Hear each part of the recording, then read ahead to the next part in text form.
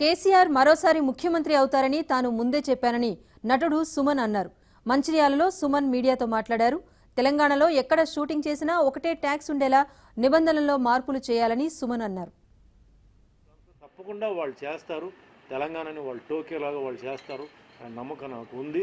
చాలా స్పీడ్గా వెళ్తున్నారు. రేపు భవిష్యత్తులో పార్లమెంట్ ఎలక్షన్ కూడా ఎంపీలు అందరూ గెలవాలంటే ఒకటి చెప్తున్నాను, గెలిచాం కదా అని చెప్పేసి అందరూ ఇక్కడ సైలెంట్గా కొంచెం లేజీగా ఉంటే కుదరదు.